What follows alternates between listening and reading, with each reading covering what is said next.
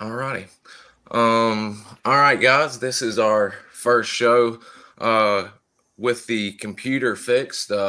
Feels kind of weird being back and things actually working correctly for a change. But we've got a wonderful guest to kick in the new equipment. We're joined by author and AC-130 crew member, Mr. William Walter, Bill, as he would like to be called. He told me earlier. Uh, I am gonna, since we're treading into new water here, guys. Because first off, he is an author, and he has two books. One is covering the Vietnam era, which is absolutely amazing. Tailwinds mentioned. It's start to finish the program. It is very good reading. A lot of reading, very thick. And then it covers his career. And it is some outstanding action packed. Most of it is special forces oriented. So you're going to recognize a lot of these battles. So I actually have both of the books linked in the show notes. So check those out on Amazon. You will not regret getting those. But I'm going to go ahead and hand it over to Mr. William, or Bill, I should say, and kind of let him explain a little bit about the AC-130, and let's get it started today. How are you, Mr. Bill? Real good. Everybody can hear me all right, I hope. All right, so where to begin? The very first thing that I usually address with Vietnam era veterans is I'm not a Vietnam era veteran. I did book number 2, which covered my career in the gunships, which is now on my 45th year in gunships right now. But I went back actually because nobody had ever really written a comprehensive history of the AC-130 combat activities during Vietnam. So a lot of the Vietnam era veterans talked me into it. And it took me 7 years to put these books together, a lot of research. I had the original squadron records. The people that trained me when I arrived in gunships were all Vietnam era veterans. And you know how the stories, folklore goes and so forth. Some true, some not really true, some embellished, some stuff that is true but really unbelievable. So it was quite an effort. And the people that I coordinated with, the Vietnam era veterans, some of them that I didn't know that I found, and specifically Hank Zybel, who is like 91 or 2 right now. But Hank has written a couple books himself, so I coordinated with him, and he was so convinced that I was there in Vietnam. He says, "Bill, you were over there with us, right? Right?" And I said, "No, my high school gym class teacher wouldn't let me out of class to go fly missions on a trail, so I wasn't there." You got a good chuckle out of that, but the whole aspect is to be as historically accurate as possible, without any embellishment. Tell the truth, tell what happened. This is their legacy. This is the gunship legacy captured from 1968. It's the first year of the production gunship, and the AC-130, that is, and ends in 95, which is really the cut point for when we brought on the next model of the gunship. So, all right, having said that, first of all, why is there a C-130 with guns sticking out of the side of it? And people say, what are these weirdos doing? Well, the AC-130 came out of need. Now, anybody on this that's listening in knows just how important the AC-47 was, especially in defense of Sigi camps and so forth. AC-47 was developed for that exact purpose. Stay in the air for as long as you can. Periods of darkness, that's when when the PAVN started to move a lot of times. And stay in the air for as long as you have a shitload of ammunition on board, so you can continually orbit a target, what we call an orbit circle, and fire at will to defend the camp. The first AC-47 came out in '64, and it was very successful. But with the oncoming mission in Laos to try and interdict truck traffic on the Ho Chi Minh Trail, they tried a bunch of different things. Said, well, let's put the gunships up there at AC-47. Trouble is, their altitude was limited to about 3,500 feet because of the 7.62 round that they're firing. So it really didn't have a whole lot of range, and they got shot up and they lost a couple of airplanes in doing so. So the ASD people, the Aeronautical Systems Division up at Wright-Patterson, Ohio, says we got to make a bigger airplane that can fly higher, that has longer range guns and heavier guns. So that's where the concept of the AC-130 came out. Very first one was built in 67, modified in 67. Coincidentally, on April Fool's Day is when Bob Davis picked up the airplane out on California, Edwards. Flew it up to Red Pat, and old school stuff. They just started sawing holes in the airplane. They had a plan. They said, let's do this and let's do it fast. And they did. They actually fielded or combat trials in fall of 67. And they completed the combat trials and everything was successful. Need a little bit of work, a little updating. They adjusted on the fly. And that airplane went back in November of 67. They started to develop the new or the production AC-130A shortly thereafter, and sent the prototype airplane back to Vietnam. From February of 68 through October 68, it was the only AC-130 in Vietnam. And it did fly mostly missions that the AC-47s did in Vietnam. A little bit of trail work, but not a whole lot. So really, the production AC-130A, and this is probably the time to say how the gunship works. It, like I mentioned it earlier, flies in an orbit and it stays overhead.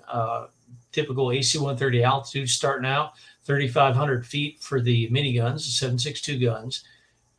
And they had 4 of them on the prototype AC-130. And they also had 4 20 millimeter Vulcans that were basically chopped out of gun pods and adapted with their own special mounts to the AC-130. And they capped out at about 5,500 feet altitude. Flew at night, had this giant spotlight in the back. They had illumination flares and so forth, but they also had a very rudimentary IR system. And that IR system morphed pretty quick. It was high tech then. And they also had a starlight scope. I think everybody's familiar with the starlight scope mounted in the door. The forward, as on the C-130, it's a crew entrance door, but that's no crew entered that door because that's where the night observation device, what they call it, was. And they would fly at 5,500 feet over the trail looking for trucks. And the production model AC-130s came out, first hit Ubon, Thailand, 8th Tactical Fighter Wing in October of 68. And then by November of 68, they had 4 production AC-130s there. And that's all they had at the time. And they started doing trail work right away. So the crew, how many people? Crew intensive airplane. I tell you, even all the time that I flew, my crew position was a gunner on the AC-130H and U, which are later models, and they were really kind of Cadillacs compared to the original A model. Everything was manual on the A model. The pilot flew the orbit, and it was very important to have the proper airspeed and the proper angle of bank. You had the engineer, the flight engineer, standing behind calling out angle of bank to the pilot. And you had the co-pilot, his pretty much his sole job was to hold airspeed within a knot or so of either side, because a couple of knots of airspeed over or under will equate to a pretty big miss. The 20 millimeter guns were primarily used on the trail. They didn't use the 7.62 guns on the trail because they didn't want to have to drop down low. And the 20 millimeter guns, basically a 6 mil radian accuracy rate or precision rate. 6 mils covered a fairly wide area. They had 1,500 rounds of ammunition behind each gun, which were basically 6,000 rounds per airplane. Crew, pilot, co-pilot, flight engineer, table nav, the night operation or the NOD operator, night observation device, An electronic warfare officer came in later. They had an IR operator. They had 5 gunners, or depending on which model of the airplane, start out 4, then 5. And yeah, there you go. There's a H model there. So uh, that's what it eventually morphed into. But in the end, the AC-130H, the aircraft that I flew on and was in service during Vietnam, had 14-man crew. So it's very crew intensive. Everybody had to do their job in order to get the rounds out. The A models, the pilot did all the aiming, the pilot did all the firing, because the pilot had control where the gun was pointing. The later models, we had trainable gun mounts that in a real, no kidding, fire control computer that was derived from the A7 fighter aircraft that actually gave us a better ability to have trainable gun mounts, hydraulically trainable gun mounts that moved in a, I wouldn't say there was a large window, but it did take care of the course errors that the pilot didn't have to fly quite as tight a geometry anymore. And the sensor operators then would hold down on a consent button when they were tracking on the target, and the pilot would hold on his trigger, and essentially, when everything aligned, the computer would send a firing pulse. So that's pretty much what we had got through the whole time through Vietnam. But the original operations on a trail were all manual, all the way through essentially the middle or later 1972. Wow. And I've actually got some good photos that I specifically saved to show the guys some of the crew positions. Apologize, guys. I'm still getting used to everything again. Here we go. We've got. Yep, that's Milt. Milt's on the night observation device. You can see that's basically a starlight scope on a gimbal, and it would feedback position to the fire control system, which was very primitive on the AC-130A. But that was the very first sensor installed on the aircraft. That's Milt Newell. I've actually met him here on a reunion a few years ago. Nice guy.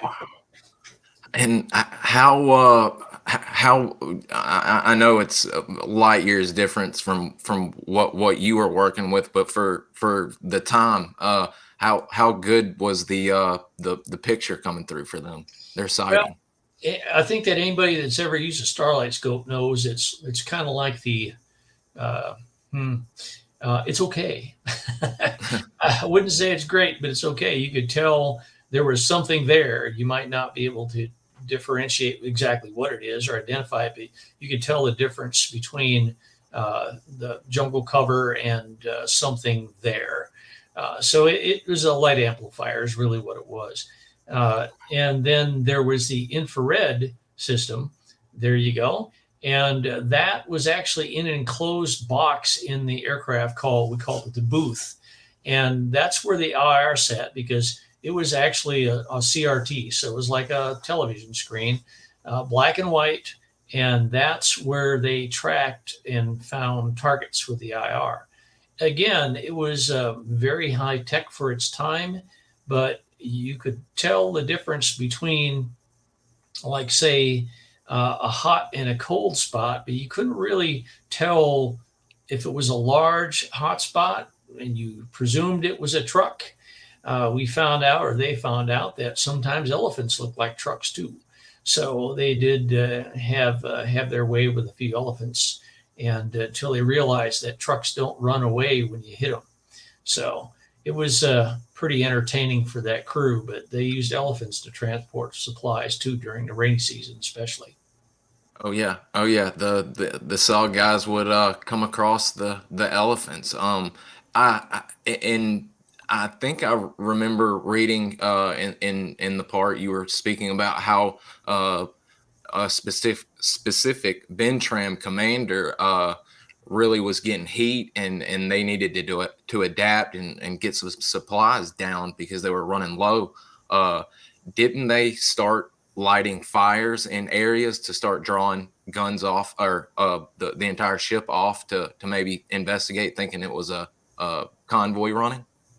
Yeah, there was a cat and mouse game played between the gunship crews and the Group 559 and the trail workers, where they would actually set up false convoys trying to lure in the gunship. And typically, what they would have is they'd have a ring of 37 millimeter guns, and the fake convoy would be in this area that looked too good to be true. And they wanted it to be found, and they would even light small fires underneath the hood to make it look like it was hot. All kinds of trickery like that, trying to lure the gunship in. And Bill Patterson, who's since passed away, said, well, once you get in there, you start looking at it, you start shooting at the targets. You notice you get no action from the targets because they're maybe filled with sand. They're really nothing. There's no POL. There's nothing on them. You start shooting it in, before you know it, you've got 3 different gun sites opening up from 3 different positions on your orbit. And they call that Dr. Pepper fire, which, remember the old slogan that Dr. Pepper had, 10 to, was it 10 to, no, 10, 2, and 4, I believe. Yes. So have one at 10, have one at 2, have one at 4. And so that's what they call Dr. Pepper, because it was coming up from all the different positions, 10, 2, 4, whatever. So a lot of tricks that they pulled on both sides. My favorite one is Pave Pig, which is in the first book. And at first, when I heard it when I was an airman in Germany by one of my supervisors named Ira Roseberry, and who was a gunner for a year in U-Bahn 72. And he says, yeah, well, we wanted to get back at the North Vietnamese gunners, and they were having a hard time hitting us because they were already operating at high altitudes back then, and just for self-preservation. And there was a message that came out from group headquarters saying that any gun crew that shoots down an AC-130 or a B-52 will get rewarded for their actions, which is typically fresh meat, which was hard to get on the trail unless you killed a monkey or something like that. So fresh meat and gifts and things like that. So that intercepted message was passed along to the squadron members, and the gunners said, oh yeah, we'll figure this out. So they went downtown and bought a piglet at the local downtown market there at U-Bahn. And they took it back, and I'm sure there was alcohol involved in this whole ordeal. So they went back, and I've actually got pictures of it. I know what happened. They built a cage for this pig out of an old Mark 6 box, hooked a couple of parachute flares to it, put a carton of cigarettes in there, a Specter cigarette lighter, and a message that basically said, here's your reward for substandard marksmanship. And they took that, loaded it on an airplane, flew it over the trail. The first gun that opened fire on them, they just pushed the pig out the back, because AC-130s flew with the doors open all the time. The ramp was up, but the door was open. So they just pushed it out, and the parachute went away. Oh, they had some flares on it too, day flares and night flares. So they would find it. They lit the flares and threw the pig out. So nobody ever knows what happens to the pig. I'm sure that they found it, because I'm sure he didn't have a very comfortable ride on the way down. But that's the dark humor that seems to be prolific in all of SOF, really. I mean, you ask any of the SOG guys, they got some really good stories, some dark humor stuff. Oh yeah. Like you said, you have to, and I think that can kind of tie into another amazing story. And guys, just to let you know again, this is part 1, 68 through 75. Wonderful stuff. I think if you wouldn't mind sharing the particular story where the guys end up, since you're speaking of the doors being open, where they end up getting hit and they're not quite sure if they're going to be able to make it or not, and they're just trying to decide what they're going to do, if stuff's going to have to start coming out or if they're going to have to start coming out. Oh, you talk. There's several incidents like that. I think you might be talking about Specter 1-1, Yes, where sir. yeah, okay. Oh, by the way, the first book is already sold out. It's been out for a little bit more than a year. It's sold out, sold about 2,000 copies in 1 year, and it's available on Amazon now as a Kindle, and they're in their second printing now. So it might be a little bit, but anyway, having said that, yeah, there's some really exciting missions and stories. Spectre 1-1, again, Bill Patterson was on that one as well. And the standard mission was uh, interdiction on the trail. And Bill seems to think that there was a trap set up for him too. This was in 72, June 18th of 72. Standard interdiction mission near the border of Vietnam, but they were still over Laos. And this is when they first introduced the SA-7 missile into Laos, and people had been fired on it or fired against it for a couple months. They had thought they had developed procedures for it, and they did. They had one airplane hit, and that was Ken Felty was injured on that one, but they didn't down an airplane. But they were cognizant of the threat. So here they are. They're flying their routine mission, and Bill's hanging out the back, and he's given a check ride to check ride as a qualification ride for another IO, and he sees a bright blue flash, which he says was kind of unusual because SA-7s don't normally have a bright blue flash. To this day, we still think it was a K-13, which is basically a vehicle launched Soviet version of the Sidewinder missile, quite a bit bigger than a SA-7. We'll never know for sure. Got the North Vietnamese records. They claim it was an SA-7, but like Hank says, or like the Viets, they don't exactly tell the truth sometimes. So in any case, get a launch. Bill sees the missile coming, calls a defensive maneuver, a break, what we call it. The airplane, the pilot wasn't quite aggressive enough in his break. The missile kept on coming. He dispensed flares. It didn't. It rejected flares, kept on coming, rejected another set of flares, kept on coming, and it went right into number 3 engine. That's the inboard engine on the right wing.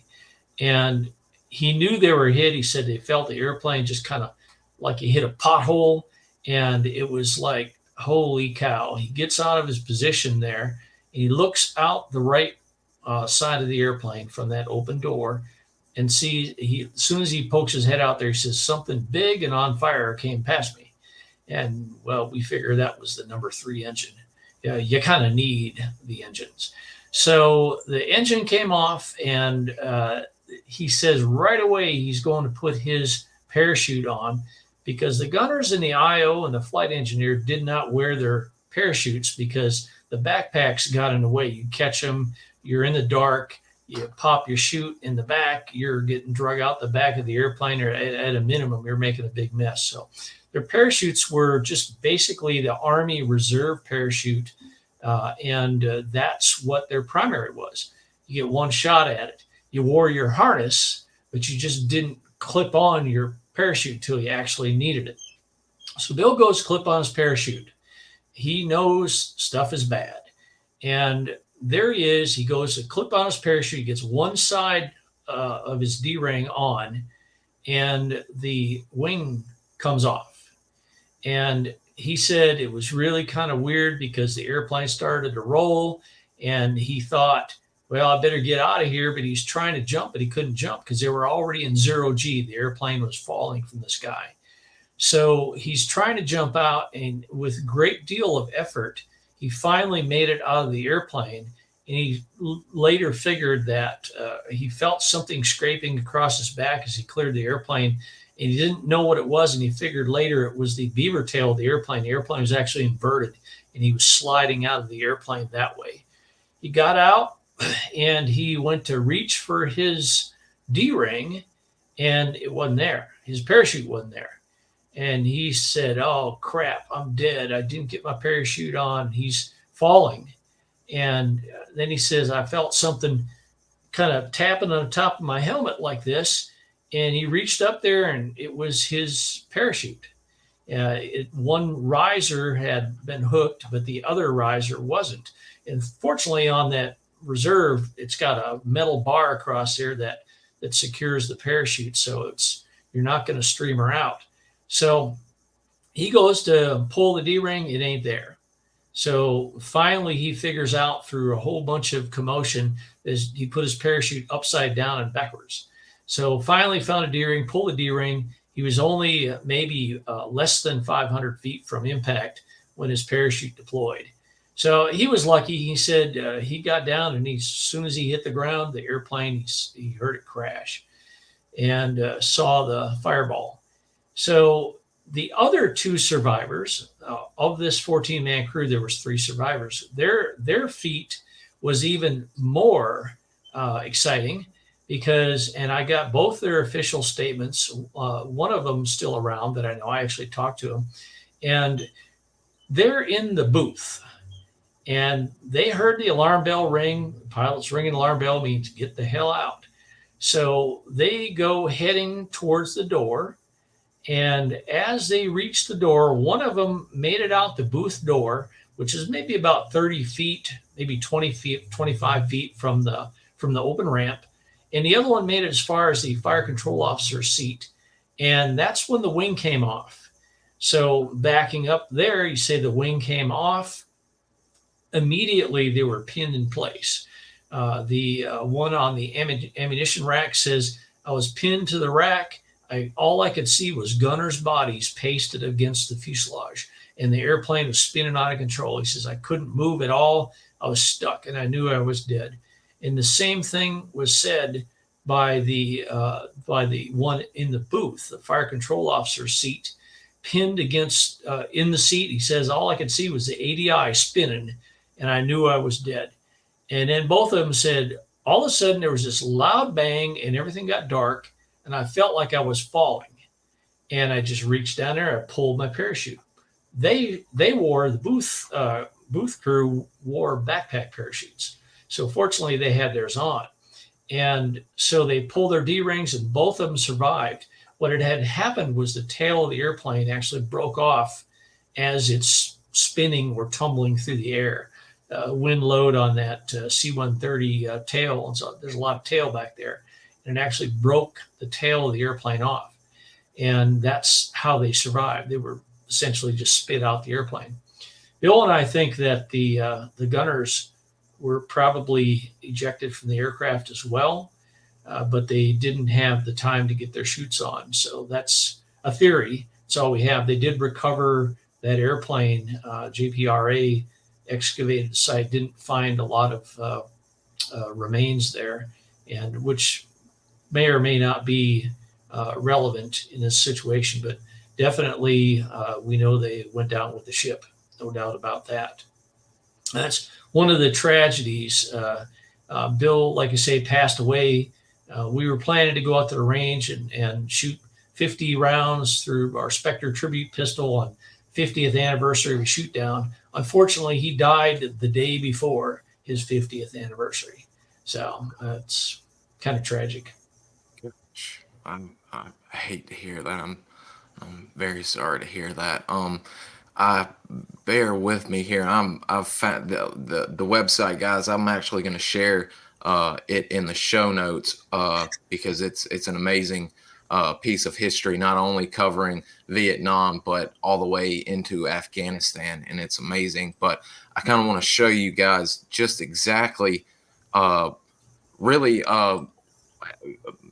Mr. Bill can kind of explain what the guys were wearing back then. This is what I can only assume it was labeled new. So I imagine this is a new guy getting his gear and getting everything ready. But could you let us know a little bit about what they were wearing and what the typical loadout for them, and presumably what you changed on in yours?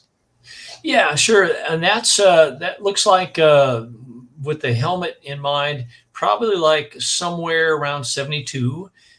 They wore the standard sidearm then. Survival pistol was a Model 15 Smith & Wesson, and they had you can see right up there, they've got the ammunition bandolier, if you want to call it that. Typically, it was tracer ammunition, so it was kind of two-way. It could be used for defense, and it could be used for signaling as well.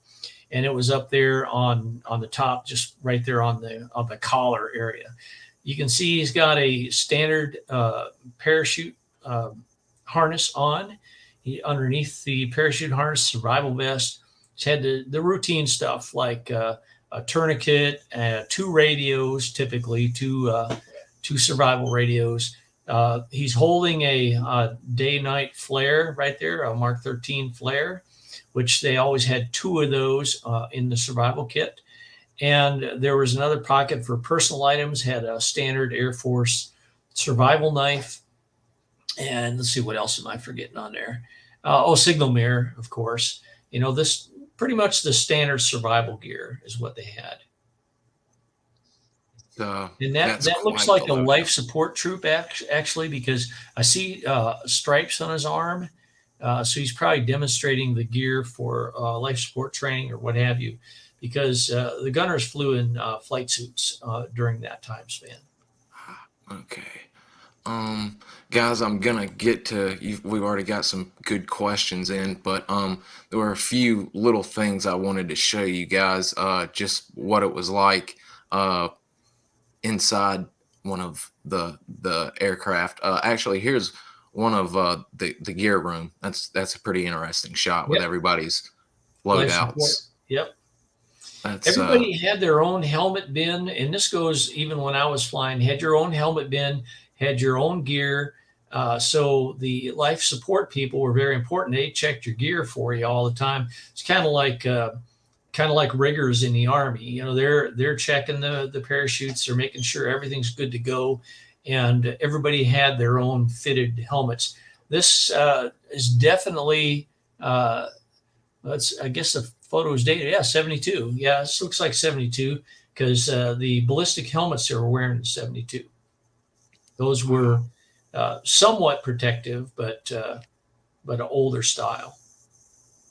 And real quick before we get into the questions, I was going to show the guys the interior, and just after that story that you just shared, imagine the interior of this aircraft. And I've got some pictures of a SA-2 also.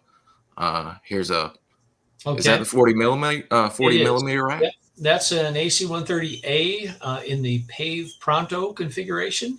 That's all 40 millimeter ammunition. They carried a lot of 40 millimeter ammunition on the A model.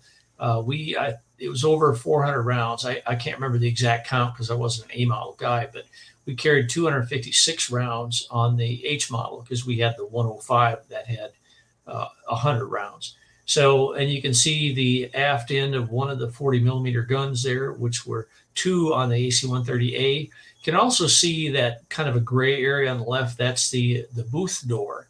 And the booth was covered with ballistic curtains. And so was the ammunition rack. You see those gray things up above the ammunition rack.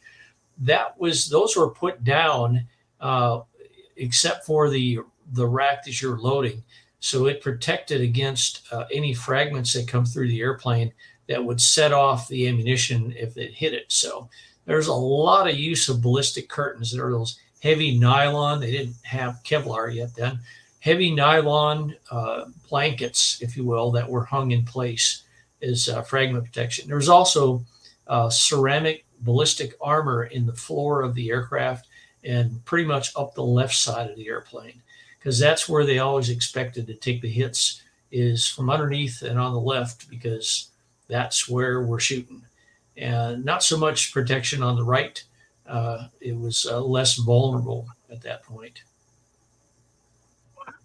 And I'll show some stuff periodically. I'll get to the questions because there's some pretty good ones coming in already. Can you see that on your side, sir? Yeah, in the AC-130 Specter gunship was the FLIR sensor system mainly used to acquire enemy targets at night. Yes, it could also be used in daytime, but there were some day missions flown in Laos and Cambodia, some in Vietnam, but typically night. Uh, and that's more for threat mitigation than anything else. If you're flying, they had day missions, but they had to be up above 10,000 feet AGL. And that's if you're, with the terrain over there, you might be at 15 MSL, and you'd have to have a supplemental oxygen or else you start to tuttle out. So, yeah, typically nighttime. Okay, there's your SA2. That's the system that downed Specter 1-3 in March of '72. And I believe you kind of covered a little bit of the foreign help they provided. Not to get off before the other questions, but weren't there usually a Russian advisor at least on site with there at the beginning at least for the missiles? Yeah, that's what the records say. I have no way of proving that, but that's what even the North Vietnamese records admitted that they had both Russian and some East German advisors because the system was very complicated. The SA-2 is complicated and dangerous and big, but they tried real hard to shoot down a gunship, and they finally succeeded in March of '72. Specter 1-3, loss of all hands. I can only imagine what that thing must look like and sound like. I believe some people refer to it as a flying telephone pole. Uh, Yes. I mean, gosh. Mm.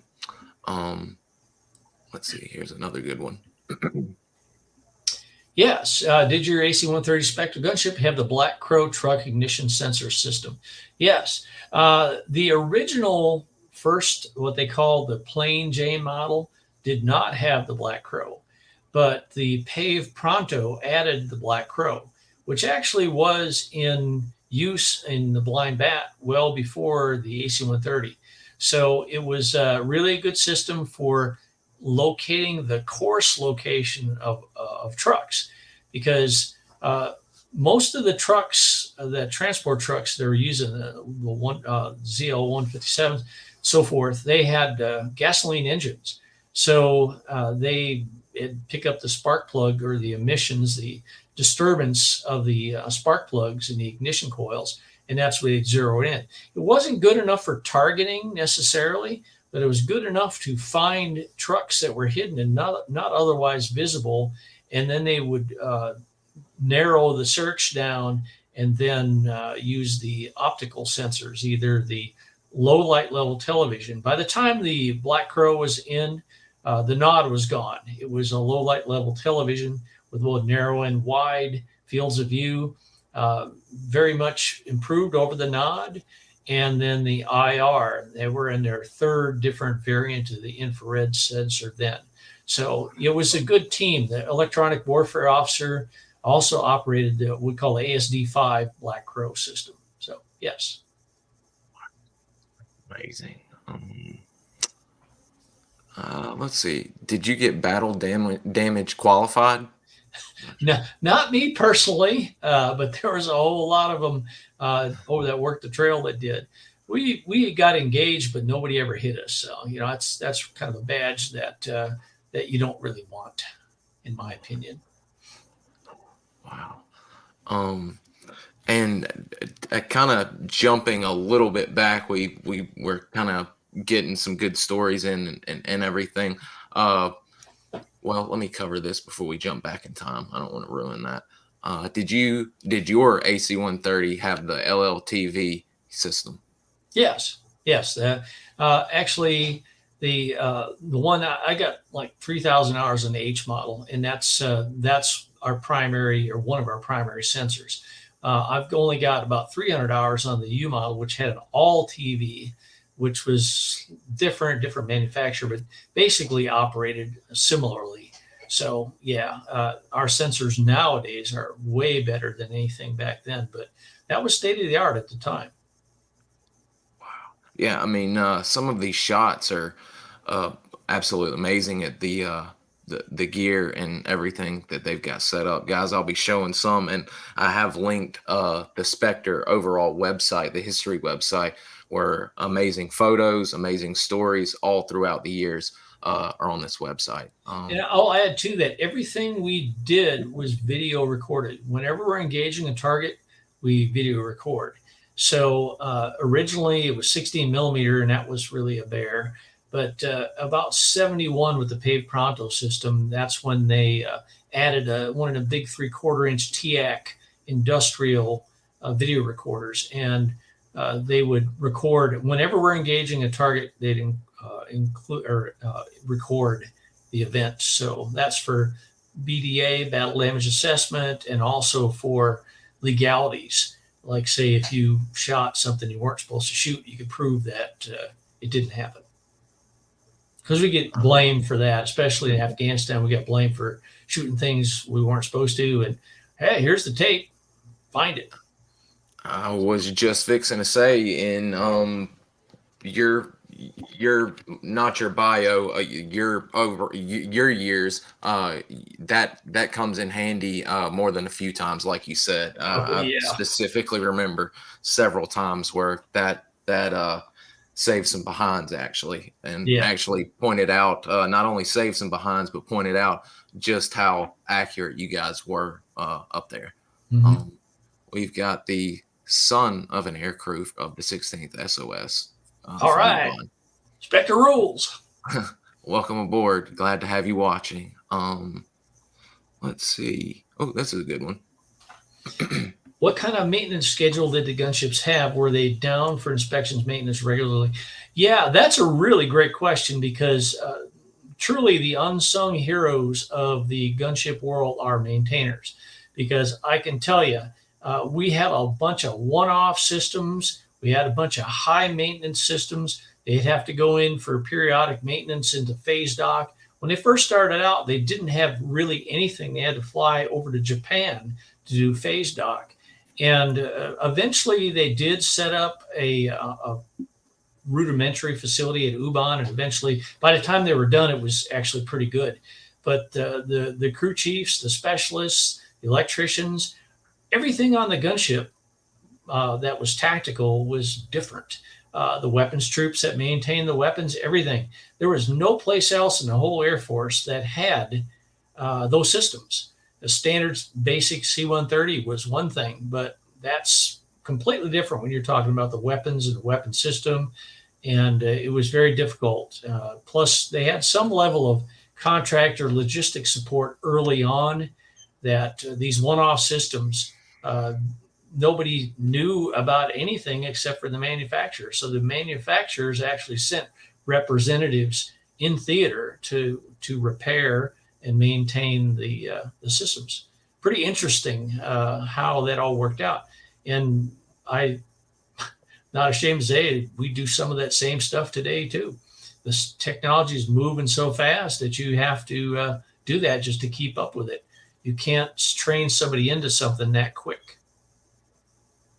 That's I mean, that's a very good point, and just piggyback on that with the SOG men. It's everyone's always talking about the hatchet force men and the recon men, but for every recon man you've got out there, you've got the supply guy, the armorer, and the intel guys that are just busting their humps to guarantee that things are working good. So I can only imagine the handful of work that these guys had, especially early on, like you said, because there for a while it wasn't touch and go, but they were having some bumps in the road along the way. And Yeah, they even had to work. make up their own tools sometimes to work on these unique systems. The crew chiefs, in particular, took it very personally. Their airplane was their airplane, and they took a great deal of pride in maintaining those airplanes. And when one didn't come home, it was a very, very heartbreaking event for them. And some still, even today, I talked to one of them, Tom Combs, and he's still he lost Prometheus, and that was Specter 1-3 that was shot down with the SA-2. So yeah, it's it's a tight family. It really is. Prometheus is that's just an amazing story. Sad, but a very amazing story. It really comes across in the books how close knit not only the gun crews, but also, like you said, the maintenance guys and everything like that. They really, and you can tell in some of the photos on the website, they definitely worked hard and they played hard. That's for sure. Yeah, that's an understatement. So, like Chuck Bartle, who was lost two engines on the right side of his airplane and flew it back. And Chuck was so cool. He says after they landed, I mean, a just miraculous flight that they landed, and that's the one where they had to throw all the equipment out of the airplane. By the way, Bill Patterson's on that one too, and says, "Hey, man, you're snake bit." So they flew it back, jettisoned everything they could off the airplane, flew it back. Both engines on the right wing were literally, well, the props were missing. They're completely left the airplane, not like Elvis. So these guys flew it back, and Chuck was such a cool cat. You know, I talk to him every now and then. I hadn't talked to him in a while, but he says, yeah, you know, it was a good crew effort. Everybody pitched her. Everybody was saying that I was so great for flying it back, but everybody did their part. And he says, as we're pulling into the parking spot, everybody is out there, knows that they declared the IFE, in-flight emergency, and they're all pointing at the airplane. And he says to the co-pilot, he says, "Where are they pointing at?" And he says, "You'll see it when you get out of the airplane." He didn't realize, he knew it was two engines out on the right side, but he didn't know his props are completely blown off. And if you got that picture, that's pretty exciting in itself. But Chuck says after debrief, we landed, debriefed, and went straight to the O Club. And somebody handed me a bottle of Jim Beam, and I did my best to drink most of it. I'm like, "Yeah, Chuck, can I put that in the book?" He goes, "Yeah, absolutely," because it's true. And he was so drunk skunk the next morning. They stayed in the club all night till the sun came up. And they said, "Let's go out there and look at the airplane in daylight." And they got out there. There's a picture of Chuck on our website too, where he's on a B4 stand. It's that ladder stand going up there. And he was so drunk that they were afraid he was going to fall off the ladder and that he would get a Purple Heart for falling off the ladder when he was drunk. But he landed unscathed, saved that whole crew from, I wouldn't say certain death, but definitely they didn't want to spend the night in the jungle. Oh man, and I am trying my darndest to find that because it is one heck of a photo, and I thought for the life of me I downloaded it. At some point I will find it. I'm gonna find it. I just walked into Yeah, on my while you're doing that too, if anybody that likes this gunship history, I am on Facebook, and that's all I really do is post gunship history and shooting stuff. You know, gunner, go figure. So I said, William Walter on Facebook, William Walter 79, and I'm driving a John Deere tractor. So you're from Alabama, so I'm sure you'll appreciate that. So I'll have your profile linked in the show notes for everybody also. And actually, I posted that whole story about Chuck Bartle's story. I just posted a couple days ago. I look forward to. I rated the other night. I stayed up forever looking at your. You've got an amazing collection of photos. I have found some AAA damage, but not the photo we're looking for. But you've got just some great stories on your page. So guys, you need to check his Facebook out, and it's kind of like what I do on my Instagram, but it's really cool stuff. I think I've got the photo. Let's see if this just says AAA damage from April of 70. I don't think this is the one we're looking for, but this is the one. That's the one that John Cahoon he flew back. He's local here. He's a friend of mine. He was one of the second group of pilots, AC-130 pilots. Real tough guy. I think he's in his late 80s or early 90s right now, but he's still plugging away. He's a tough guy, real nice guy. Yeah, that's I don't know which tail it is. That's not the same one I was thinking of though. But you can see the 7.62 guns have been pulled. There's battle damage from AAA on there. It was pretty common. Almost every airplane there got hit one time or another. Some of them got hit 4 times. That one that's sitting out here, 129, I think it's 3 or 4 times. I'd have to go back and look. It's the first C-130 production C-130 ever made. It's 129 is the tail number, or 533129 for those that are specific. And it was converted into a gunship as one of the first 4 AC-130As. And it went through all these transitions, and it wound up retiring in 95 out of the Air Force Reserve up in at Duke Field. And it served for a long, long time. It's on display at the Eglin Armament Museum right now, the Air Force Armament Museum at Eglin. And the Friends of the First Lady has preserved the inside. We give tours on pre-notification. We open up the airplane, and people can actually go in the airplane and see what the gunship was like. So that's kind of cool.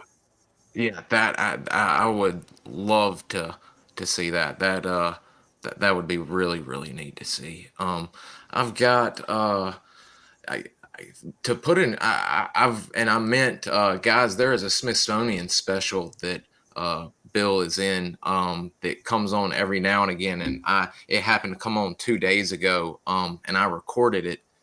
And if you can find it on your DVR, or if it happens to pop up again, you guys should watch it. It's more or less kind of like what we're doing here with Vietnam, and then into the more modern era, but it's a little more focused on the modern AC-130. And I just want to show y'all a few pictures of the shells, what the guys are going through here, and then I'll get to some questions, because some of the photos that the guys took are just amazing. Yeah, that program is called Smithsonian Air Warriors AC-130, and it's on YouTube. You can find it there too. Okay, that looks like Andy Glover right there. I think that's Andy Glover, one of our gunners, and you can see this is a Pave Pronto variant. This is an early Pave Pronto, because see, the ammunition cans over there on the right are tied down. They didn't even have ammo racks at that time. They just loaded them right out of the ammunition cans. So this has to be somewhere around 71, somewhere in that time span. I can't make out who the other guy there is. I think that might be Big Don B, but I'm not sure. But you can see the 40 millimeter Bofors guns that actually we derived them from the Army M42 Duster system, modified them for our use. They were depaired, essentially. It was right and left guns. We depaired them, put them on their own individual mounts. You can see this is a pretty energetic mission, because both those brass cans, 55-gallon drums, are full of spent brass and charger clips. And I have finally found, I believe I found our photos, and I will get to them in a moment. But there are a few others. I wanted to show the guys what you meant when they're literally hanging off of the tailgate. This is an amazing photograph to me. Yeah, there you go. That was standard for the IOs, especially in the early A models, that the door was open all the time. It was strapped up so it didn't fall down and hit the IO. We call him the IO, the Illuminator operator. Essentially, he was a flying crew chief. And there, that white kind of a rectangle you see off on the left, those are actually marker flares or illumination flares. They look like, they're Mark 6s. Yeah, they're marker flares. So how they'd use those is if they would get a gun that came up on them, then they would throw one of those out when the gun started firing. And as they start coming around the other direction, as soon as there's a beam of that, they throw out another one. So give the fighters that escorted them, typically F4s from the 497th Night Owls, they would have a run-in heading, a basic run-in heading to the gun. Because, the guns would usually stop firing when they saw or heard a fighter come diving in on them. So that's what that was. And gunships eventually were controlling all the AC-130 pilots were FAC-A qualified, FAC airborne qualified forward air controllers. So that's what they would do. They basically was a gang team, if you will, or a tag team where the fighters would share targets with the gunship or vice versa. It was really a good team lash up. And you can see this has to be in one of the cooler months. As you see, he's got a lot of protective gear on. I don't know if this was training here at Hurlburt or if that was overseas. I tend to suspect that it was a training mission because even there in Thailand, it didn't get that cold at 7,500 feet. So, but that's only a guess on my part. But that's the way they did. And they hung out. They had a strap. You can see the tie-down strap that's hooked to his harness.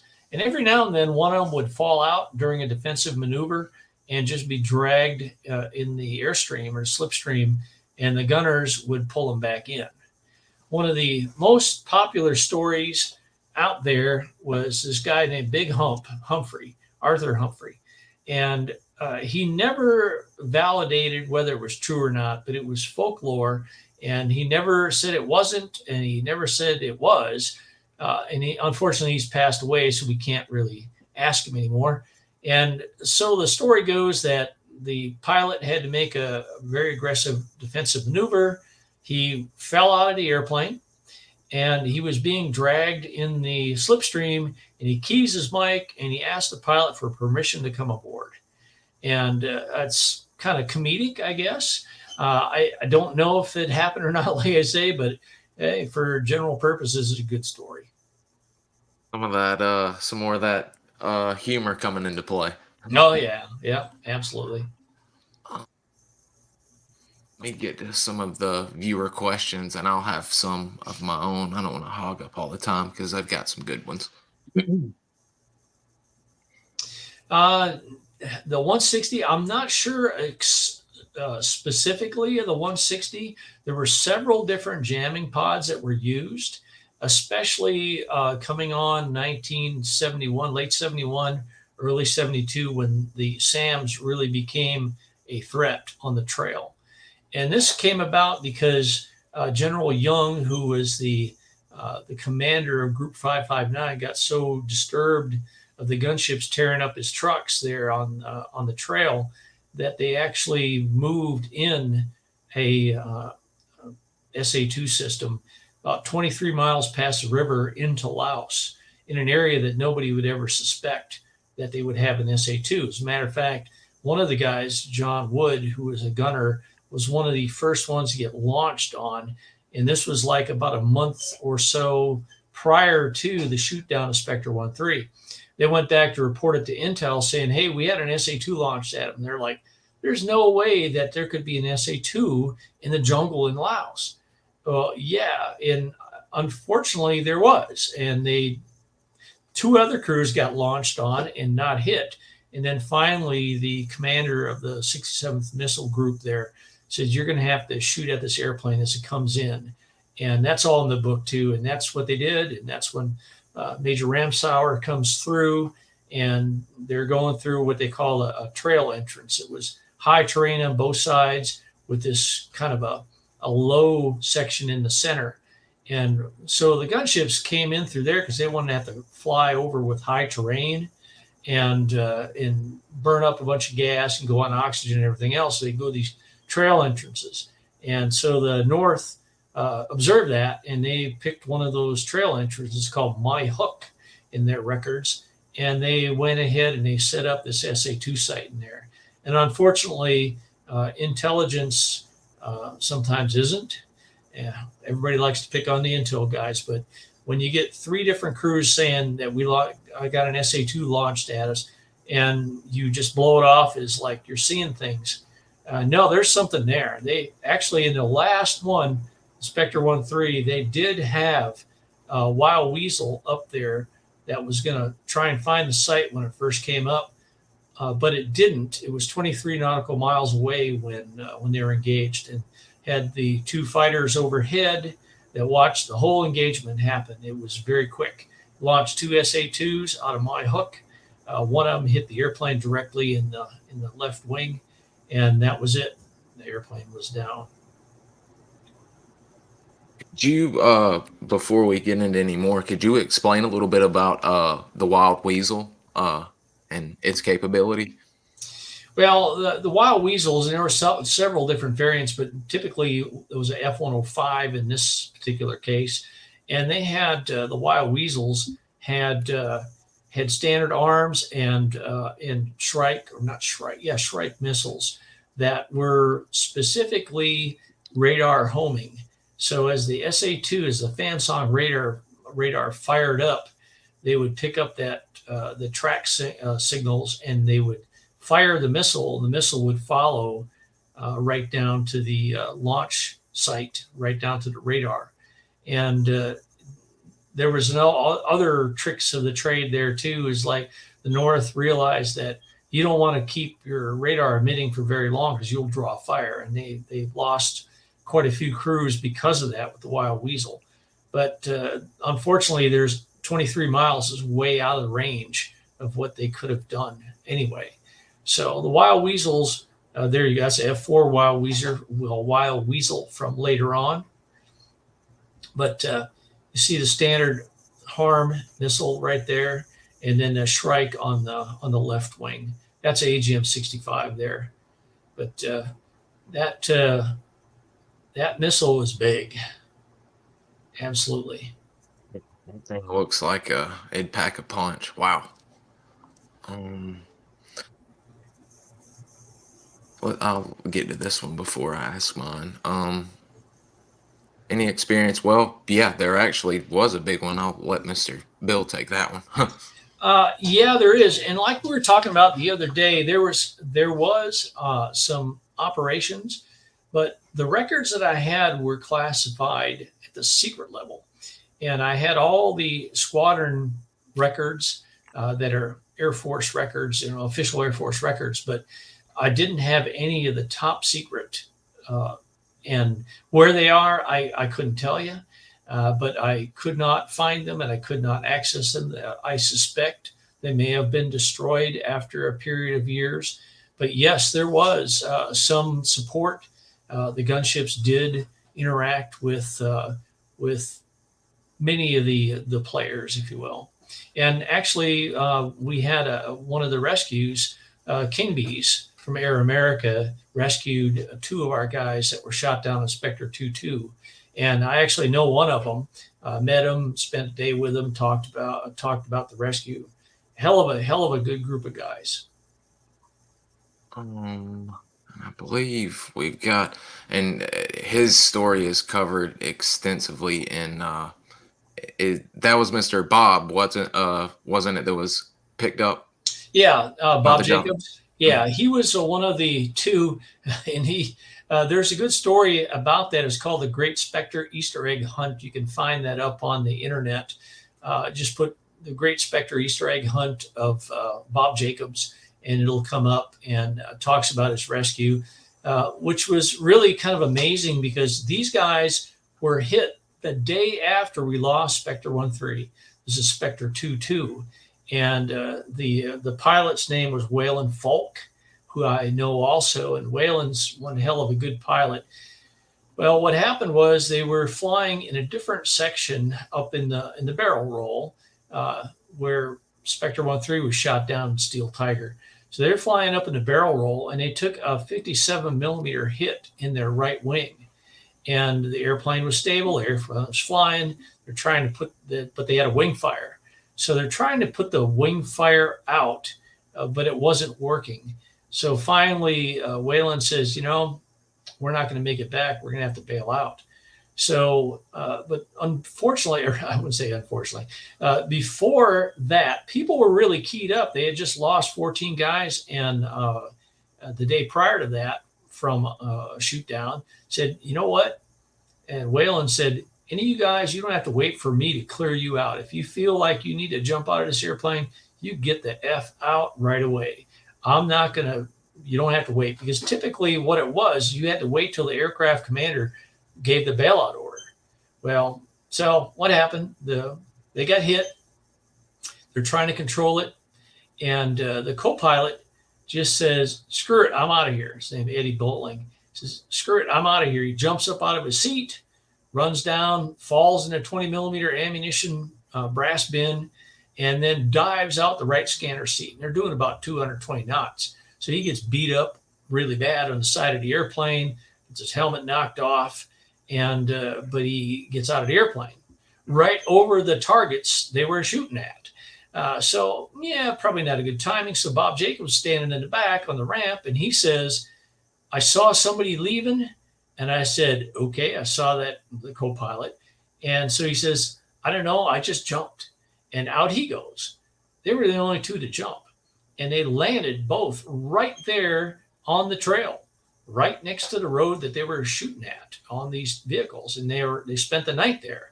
So the rest of the crew, they flew all the way back almost to Thailand.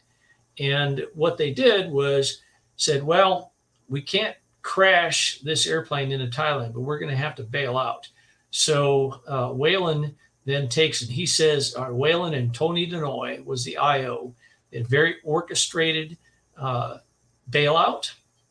So the crew started bailing out two by two all the way across Laos and Steel Tiger West, and a pretty permissive area out there. No, there was really nothing out there much. So they started bailing out, and it's like about 18 or 20 miles of spread throughout the jungle. And then finally, at the end, when Whalen and just jumped out of seat, put his autopilot in a left-hand bank, and ran to the back and left with Tony Denoy. Tony broke his neck on exit because he had this big bubble face shield on, and they were rescued by ARRS H-53s. One of those, my old boss, Steve Connolly. I didn't know about that for years. That he was the co-pilot on one of the airplanes to pick up 8 of the survivors. And so they flew them right back to Ubon. They weren't that far away. And then the CIA, or the Air America guys in the King Bees, came up the next day, daytime. These guys had balls. They needed a wheelbarrow to hold them in. And daytime, flying right over the trail, and they picked up both. They located and picked up both Captain Bowling and Sergeant Jacobs. And Sergeant Jacobs says, "Yeah, I remember, because the flight mechanic." What's kind of funny about that one too is there's only 2 people on the helicopter. He says my flight mechanic was an Asian guy, like from Japan or whatever, Asian heritage. So the Bob didn't really realize who this helicopter was.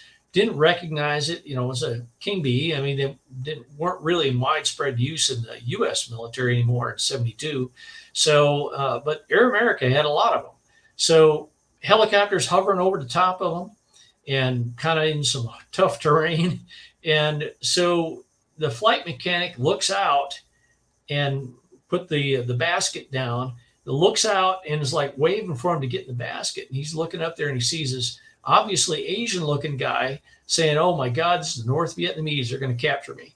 And through apparently a bunch of cuss words over the radio and get the F on the basket, he finally did, and pulled him up in the airplane. And the guy gives him a sandwich. I think it was a bologna or tuna salad or something like that. He says, "It's the best freaking sandwich I ever had in my entire life." And then they flew him over to their base in Thailand. And then ARS had to come back up and pick him up. And that's why Bob is seen getting off a 53 and not the King Bee. Wow. There's a whole collection of photos on that site, guys. And as well as there is a huge, as you can imagine, there's a good little party celebrating his return. That I could literally show photos all day. Sorry, go ahead, sir. Alcohol is always involved in those sort of events. It's guys, y'all have to hop over there. Some of them y'all need to probably aren't safe for viewing on on the YouTube stream, but they're having a lot of fun. I've got a question that'll kind of lead into a few things, but before that, I had a question about this photo. I'm not sure what's going on here, and was wondering if you could help out Okay. describe what's going on here. What are Uh, they? that's actually the Laos 74 flare launcher. Is made by Hillard, I think. Yeah.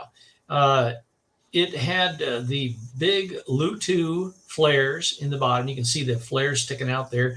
It was actually, that's what they used for illumination. That's an early model. The A models carried it. The E models, I think they started out with it, but the H models never had the flare launcher. It's a giant pneumatic flare launcher, and that's what the Illuminator operator operated. And that's actually what, when I was talking about launching flares before, with Bill Patterson, that's what he launched to decoy the missiles.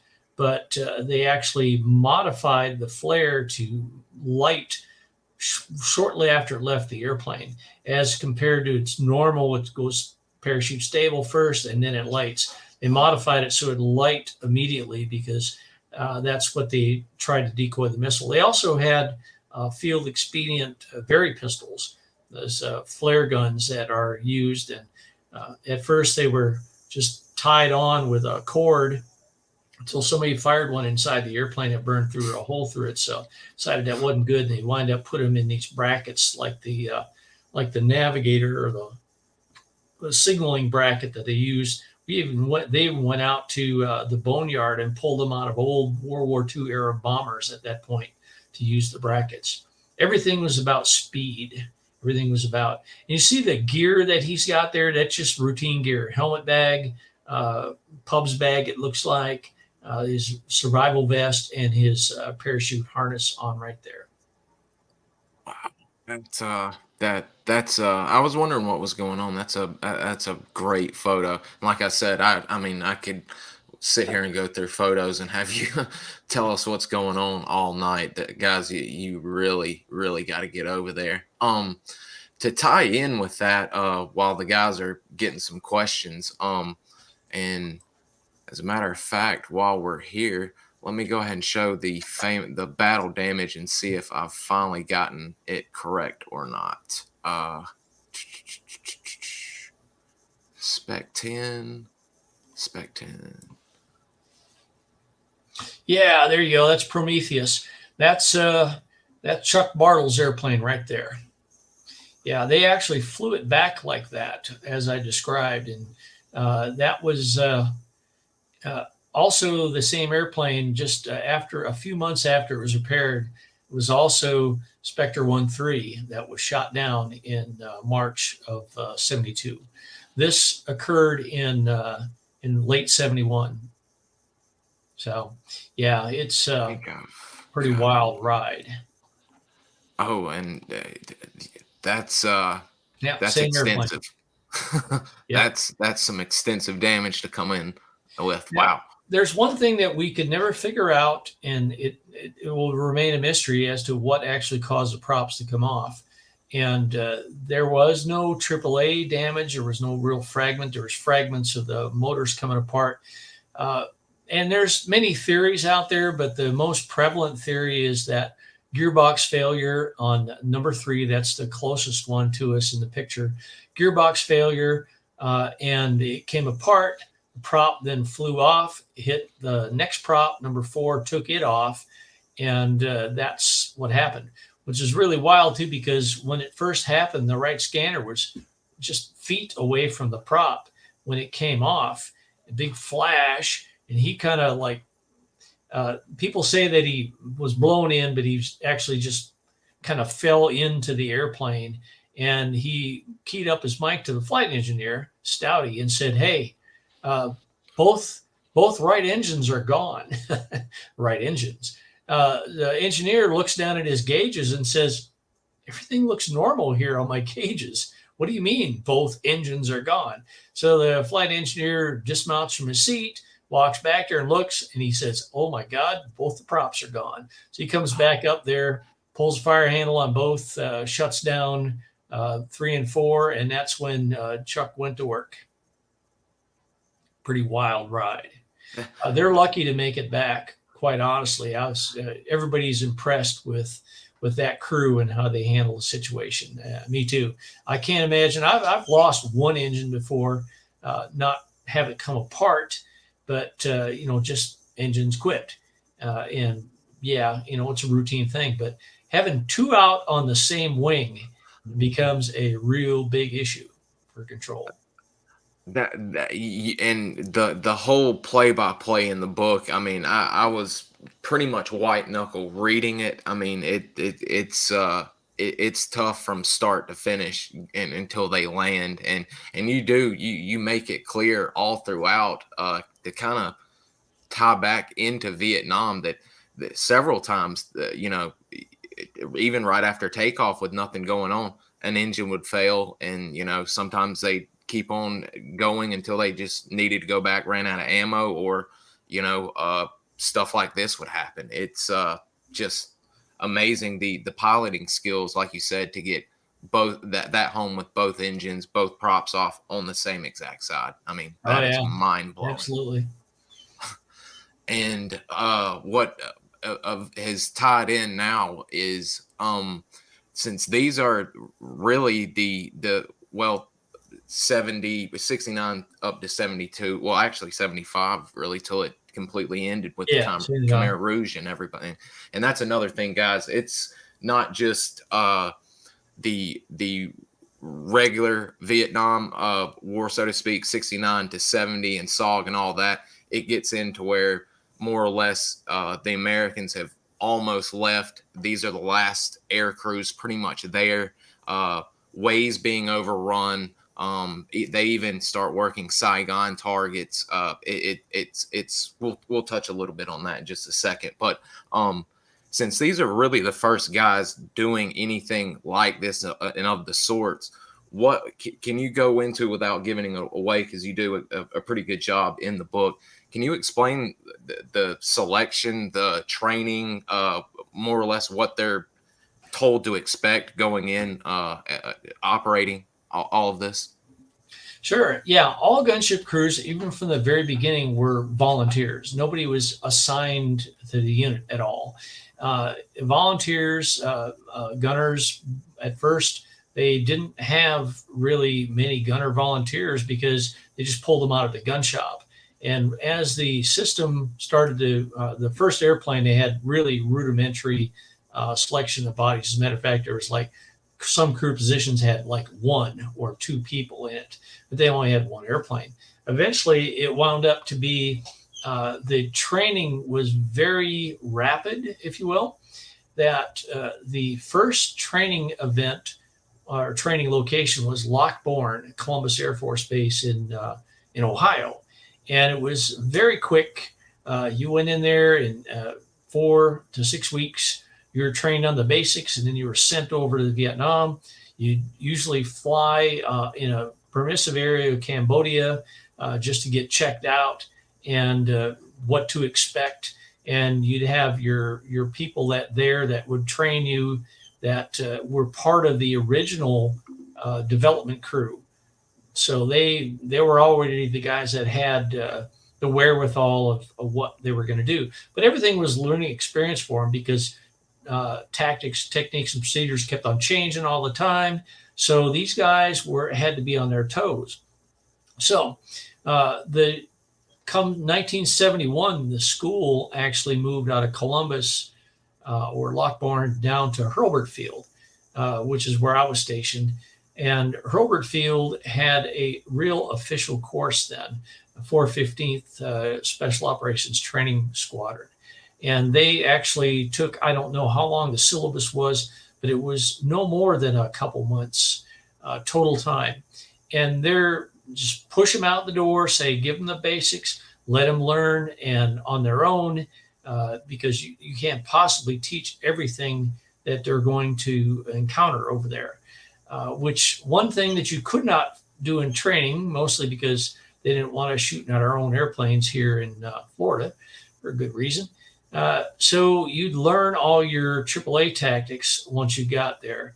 And that word was passed on real quick. And everybody that, the North was using, especially 37 millimeter tracers on everything at the beginning. So they learned how, just like the World War II crews did, if the tracer is stationary or looks like it's stationary, it's coming right at you, you better call for defensive maneuver. If it looks like it's moving one way or the other, up, down, left, right, then it's most likely going to miss you. So some of the crews, they would get out there and they'd take 400 or 500 rounds of AAA in one night. And typically the navigator would count the number of rounds. So the typical call would be, like, say, from the IO, he'd say, AAA, 6 o'clock, no factor, 5 rounds, or whatever. And then they'd write it down. If AAA was a factor, he'd say, AAA, 6 o'clock, break right, or whatever, break left. And typically, left and right was the way you turned because that was the least amount of energy. But there was one gunner that called a break down, like a submarine, I guess, and everybody went 0G and floating in the airplane, and that was not too comfortable. But having the round miss you had to be more important than going 0G and things like that. I don't think anybody ever said climb. If they did, it wouldn't have been that popular of a move, because this is a C-130 that's really heavy.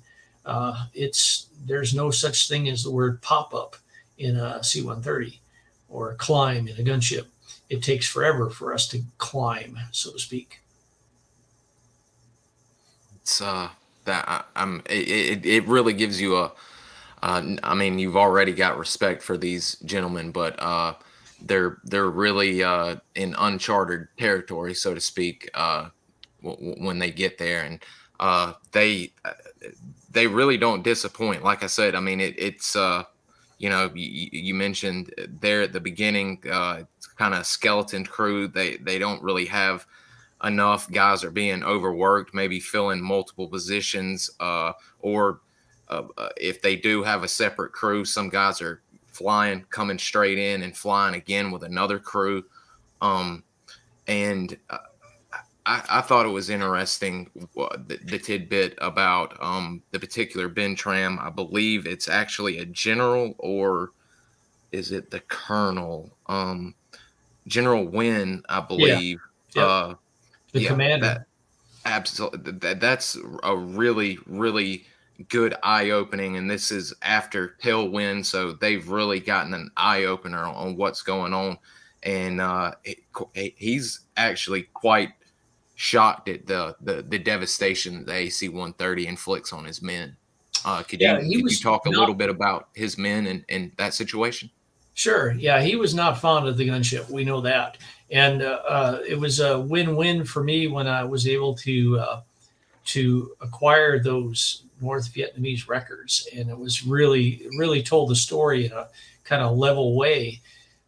This was late '71, and that's when they first launched the SA-2s against one crew from down by the river at Chapone, and missed. And so that's when gunships didn't go that close to Chapone anymore. So as everybody knows, the headquarters of 559 was out there just to the east of Chapone. So anyway, he is calling in his drivers and says, "Big meeting. My men are cowards. I can't believe you're afraid of an old lady." That's who he was calling the gunship. If you can't win, you might as well degrade, right? So he says, "Yeah, you're afraid of an old lady." So his troopers say, "Look, sir, you don't realize this airplane needs no light, no flares, and we can shut off our trucks. It'll go away. We turn our trucks back on. It'll find us, and it'll shoot us, and it'll kill us." And they said, "We've got people that soon as this airplane comes overhead, they stop their trucks and they run off into the jungle, and they had these hide spots there because these Ben Tran drivers knew they only had like a 10 or 15 kilometer run every day or every night, and they made that same run. They knew when to stop and where to hide, and they jump off their trucks, and their trucks, the gunship, spend a couple hours just pounding the hell out of the trucks until they're all done, or they run out of ammo. So the general is not really happy with his guys because they're bailing out. He thinks they're cowards. So he says, all right, I will show you. I will go on the convoy tonight, and I will show you that your fears are unwarranted. So he goes out on the lead truck of one of the convoys. Uh, their records say 50 truck convoy. Our records say 35 trucks were killed, and it was Happy Opal's crew. They were actually the crew of the month. It was a Pave Pronto aircraft. Or I think it might even been surprise package if I remember right. And they just pounded the shit out of these trucks, injured the general. He said the North Vietnamese record said some drivers were wounded. I think it was a little bit more than wounded. But in any case, stopped the convoy. The next day, he gets back to his headquarters, which wasn't too far from there, and says, look, I admit a mistake. My men aren't cowards. This airplane, we have to do something about this airplane. And that's when he put out the decree that said anybody that shoots down a gunship will be rewarded with food and so forth, like we talked about earlier. So that at the same time, they started building what's called the secret trail, which like 80% of the trail was through triple canopy, and they put a great deal of effort in that secret trail, which we didn't even find out about until after the war was over, that there actually was a trail.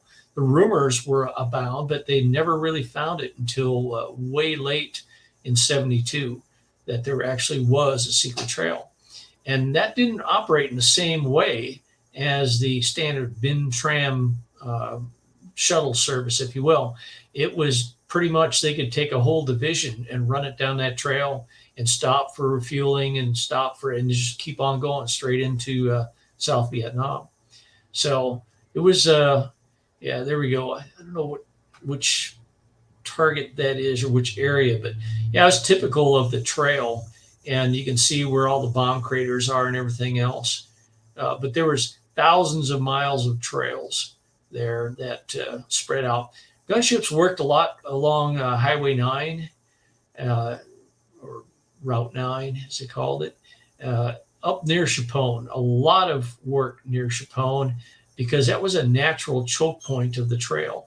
So that's a lot of effort in there, and some up in Barrel Roll, even some up near the Maigua Pass, Mugia, excuse me, that they worked up there. But that was a pretty dangerous area, even for any aircraft, let alone the gunship. So it worked pretty much all the way up and down the trail and into Cambodia. But the principle was there in Steel Tiger East, all through Steel Tiger East.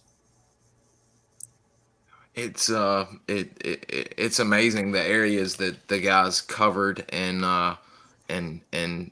really the work. At the end of the book, there's a rough statistical out outline of what they think the total destruction is. But I mean, really, every night they're going out. Very few times do they come back empty-handed. I mean, they're getting convoys. Like Bill said, it could be between 35 to a 50 truck convoy.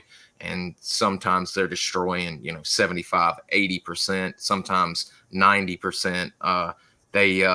And it gets, and not to show the NVA that they were outstanding soldiers. Me and Bill spoke about this offline, and that they did notice and start implementing traps like we spoke about earlier. But they had the K trail, the bulldozers that would come in. We've heard from SOG men saying once they bombed, they'd start reworking an area. There was one particular thing that I thought that worked out well for them. It was the staggering thing they did. At night, they started learning to camouflage, spacing it out due to the bunched up convoys and their heat signature. So they were really learning. But the sad thing for the NVA, or not the sad thing, the enemy, they they ended up getting a, wasn't it a 105 in the 130 there towards the end of the war? Yeah, February 72 is when they put the first 105 on the airplane. On That was the E model, and it was started testing in 71. Big concept. Put those familiar with the M102 howitzer. That's essentially what it was. The M137 cannon assembly on a special mount that was adapted for the gunship, and first crews fired standard Army HE ammunition, and eventually we had our own ammunition that was modified Army ammunition that was, instead of being semi-fixed like artillery of 105 is, this was fixed. It was crimped, one complete round, charge 7, leaves the muzz at about 1630 feet per second, and 32.5-pound projectile. It was such a big deal. The biggest is still to this day the largest gun ever fired from an aircraft, and it's recoils about 47 inches into the fuselage. We got it set on long recoil, absorb as much as we can. The aircraft actually side slips about 13 feet, and we had instrumentation that told us that. So it's just like a kick, like hitting a possum or whatever in the road. So it's not really that bad. But boy, I tell you, on the other end, on the receiving end, it's really bad. When they first brought it out, and they would hit a truck, and it's almost like magic. Instead of just, if you hit one truck, you might get 2 or 3 trucks. And you hit a truck, it'll blow off the fenders and the bumper and everything else. It's pretty much done at that point. So the North really started to take notice of that too. And there was really no defense other than what you were talking about, is the spacing of the convoys. They did, by 72, really reduce the size of their convoys. They didn't have these big 30 to 50 truck convoys anymore. They broke them down, and they even started to run. They waited till they knew that the gunship would leave about the time the sun was coming up. So typically they would then just wait until that 30-minute period where they knew it was like BMNT, the sun's getting ready to come up. We know the gunships are going, and they'd haul ass to the next bin tram, and then they'd haul back just before the fighters and the bombers came out. So that's some of the tricks they had. Yeah, and there was the 105 you're talking about right there. That was an early E model. There you go. That was one of the early guns. You can see the what used to be the right parachute or left parachute door is just a skin over the top, aluminum with a hole cut into it. The 105 gun mount is in there. That was a fixed gun. You can see the E model where the old 40 millimeter was taken out. That right there. They retained a single 40 and put on the 105. So not really sure what tail number that is. It could have been one of about 4, but it looks like one of the early versions, which the very first gun was actually on the airplane that was shot down in March, the E model, the one that had the wing fire. That was Whalen Falk's airplane. Yes. This looks like Mr. Lang Metzger's airplane, 671 or 571.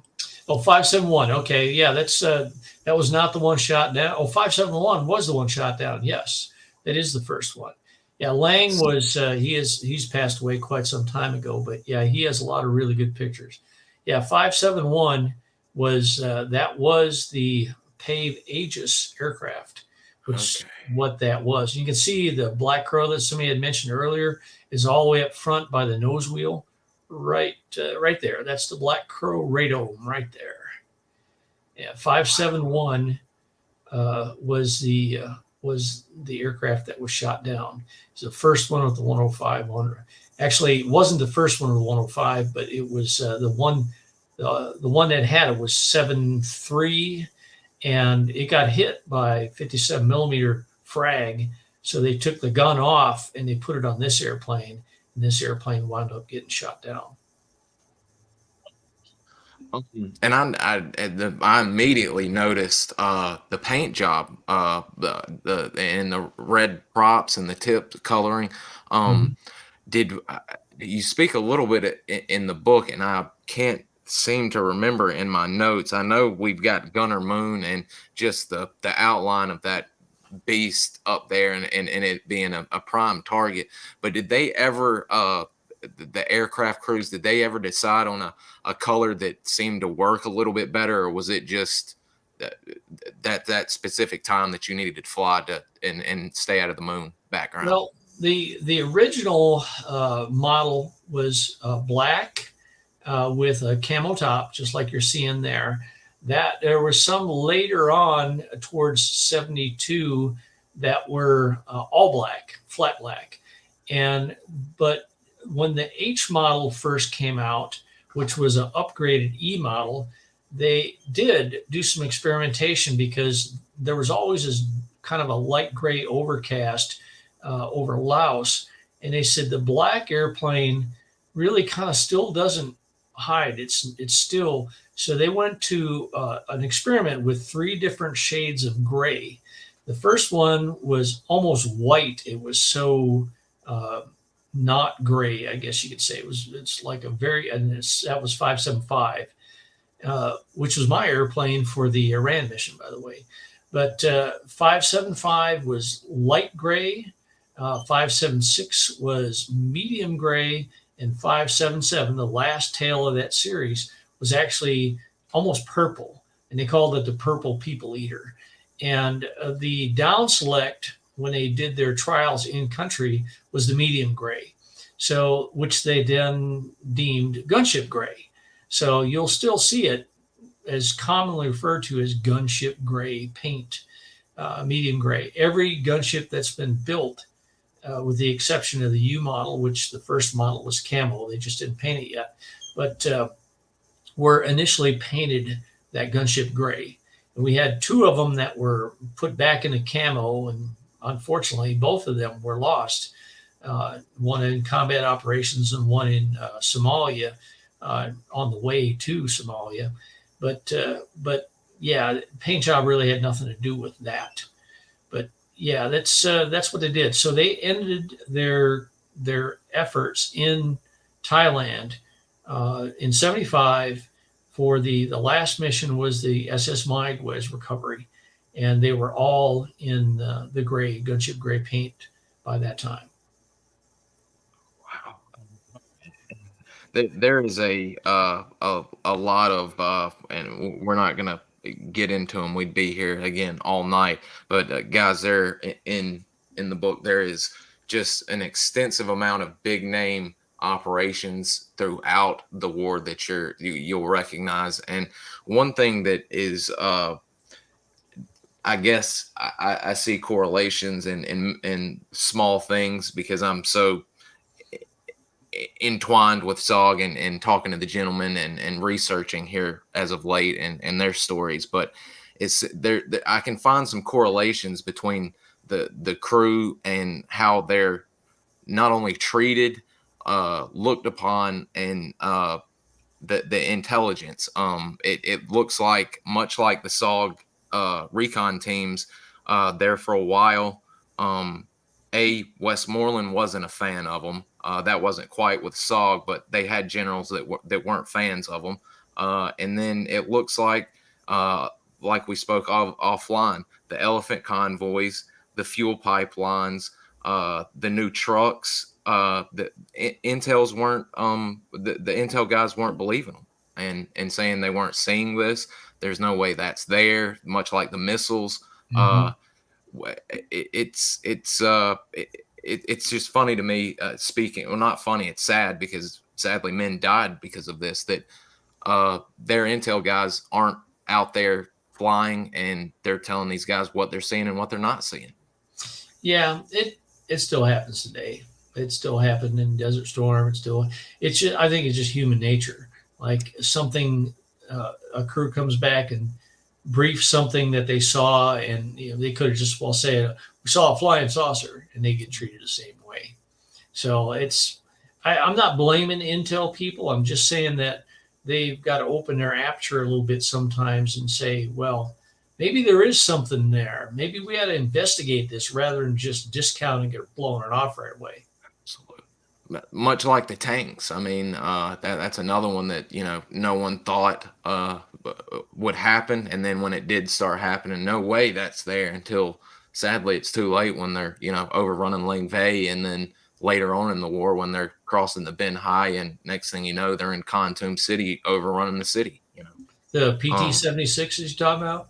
yes, Yeah. sir. Yeah, Yeah. 105 busted them up pretty good. Oh yeah. Oh yeah. That's another thing, guys. I wasn't even really familiar with it, but towards the end of the war, if I can't remember if the title, there's a particular section called the Saigon Turn, and I just really had no idea. But they were just working over Saigon when the communists were full on doing the offensive. Like I said earlier, most of the American ground units, except for a few special force advisors, really SOG wasn't even a thing anymore. You had the strategic technical directorate, which was STD, and SMAG, Special Mission Advisory Group, but you still had the AC-130 guys up there raining havoc, keeping the communists at bay as best they could. Could you speak a little bit about those later days when they're fighting it out at Way, and what it's like, what they're having to deal with, and the eventual word that comes down that they're leaving? Yeah, well, the gunship guys will go where gunship guys are told to go, and they'll shoot at things that they're requested to shoot at. So, for the most part, the Saigon turns were pretty much long missions that were, but still routine as far as for gunship goes.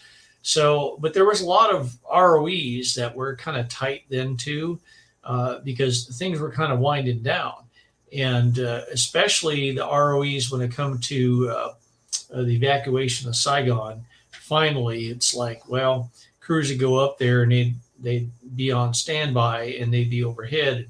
They'd fly back to Uban with a full load of ammo because they weren't allowed to shoot. So it was a linear scale of degradation. I guess that's a good way of putting it. And then back to when the Vietnam ceasefire occurred in, going back to early 73, I think it was January or February. And then shortly thereafter was the Laotian ceasefire. And then by the fall, I think September, was the last combat mission flown in Cambodia. And that was the last, the squadron commander actually flew as aircraft commander on that last one. It was an E model. And I think I have a picture of that in the book as well. And that was pretty much the end of the combat operations for the AC-130 fleet of this. And people have a tendency of thinking that there was just a absolute, well, use the metric term, metric shit ton of gunships in theater. There was only ever 28 of them ever built. We lost 6 during combat operations, and there was other aircraft back for training. About the heaviest they ever had there at Uban was 18 gunships. So, and typically of those 18, there was a couple of them that were in maintenance or in the barn. So you could count on probably about 15 that were flying on a regular basis. Airplanes require a lot of maintenance. So, come 74, they were moved to Korat, Thailand, because Uban wanted nothing to do with the U.S. anymore, apparently. They wanted everybody out of there. So they did, moved up to Korat, and then they did the evacuation of Saigon from Korat, 75, frequent wind. And then they did the Maiguez mission in May. It was May of 75. And that was the last, hurrah for the AC-130. The A models returned to the Reconnaissance. Shortly after that mission, the H models returned or flew to Hurlburt Field. I can't say return because they never really were there to begin with. Flew to Hurlburt Field, set up shop there. There was 10 at that time, 10 H models. They were all converted to H by that time, and there were 11 A models or 12 A models. Two of them were retired right away because they were just so broken that they didn't need it. So the end result was 10 and 10. That's what they had. 10 in the Air Force Reserve at Duke Field, all A models, including the very first one, 129, the first production C-130. And there was 10 H models at Hurlburt Field, starting in, the squadron got back in December of 76. It is a storied history, and the targets. I was looking through the last part of my notes. I mean, and right up there, till the very end. Especially for the special forces, they're helping out A camps. Oh Like yeah, you said, when there's a tick or when the guys are called, they show up. yes, that was always a hook. We call a hook that you even on an interdiction mission. The early ones that were Bob Renault and everything, and Bob's a good friend of mine too. He was one of the first 6 pilots, and he Thin Yan, the battle at Thin Yan was really instrumental and proved the worth of the gunship. There was a C-40, AC-47 working that target too, but it was a gang team effort, and the AC-130 was credited for keeping the camp from getting overrun. And there were several other examples too. But once the whole commando hunt operation began in late '69 or late '68, excuse me, that's when the gunship was pretty much diverted. The AC-130 was diverted to that mission, but they always had about 85% of their missions were interdiction. With that 15%, you were always on the hook. If there was a tick that was going on and you were needed, they'd pull you off the interdiction mission and re-vector you over either into Vietnam or into Laos to support some of the teams. Like I was saying before, we had talked about it. There was plenty of examples of AC-130s, and I talked to John Stryker Meyer about this one about aircraft support. Those missions did happen, but at the top secret level. So we don't know how many of them happened. I don't know if anybody ever will. But one thing's for sure, they could always count on if the airplane was there and they were capable, they would divert to that mission. Wow, and there are some amazing stories of that being covered, and the the camp commanders or in one case the CO and the XO have been killed, and it's a first lieutenant running, I believe, A322 maybe at Cadum. I can't Cadum. My Khartoum? Vietnamese Yeah. Khartoum. There you go. I can get some of them, but some of my Vietnamese is just terrible. That he's he's literally bringing fire in on the camp, the sappers. And what amazed me, I made a special note of this. There was a lot of action. As a matter of fact, one of the sapper attacks at the base was around the August 22-23 time period that the CCN base was overrun by sappers, that some AC-130s saved the day out there. So I thought that Mhm. was pretty neat. Again, tying in a SOG kind of thing there at the end. And there are SOG missions, like I mentioned. There's a huge section on Tailwind in here that you guys will get a whole different point of view from the AC-130 guys. And there are some recon men giving their point of view, and of course praising the guys for what they did. I thought about covering a little bit about some of their some of the rounds, but really I think we're going to save that for yours, because y'all really start getting some real fun stuff, and I'd like to probably save some of that for grenade, some of the rounds y'all start using at Grenada and Panama for the vehicles and stuff. So I think I'm going to save Sure. off on that, Okay. and we'll hit a few questions because I've almost had you 2 hours, and I did not mean to do that. It's okay. um, I don't have to pee, and I'm 65, so that's a major win for me. uh, let's see. That's a good one. All right. Yeah. I guess the how close could the AC-130 Specter gunship fire to support a SOG team in danger close situation? Well, we have specific numbers, and it's all based on the fragmentation of a specific round. But in general, if we are cleared danger close, and the RSO or the team leader accepts responsibility, we've had situations in Vietnam where they fired on the friendlies that were undercover. So it all depends. That was 762, and that was Bob Renault. And that was, I think you were talking about Lieutenant Wilson before. Yeah, that they actually says, everybody get under cover, and we're going to put the rounds down right on top of you. And so the 762 wouldn't penetrate. Now, naturally, you wouldn't do that with a 105 or maybe even a 40, but yeah, that was pretty typical. I've had, I could say in my time, the closest danger close fire mission that I ever had was right under 100 meters, and we fired 105. But we had a building in between us and the RSO, or the fires guy. That was pretty exciting in itself. But we knew that using your judgment, that hey, you got this big concrete building between you and the friendlies.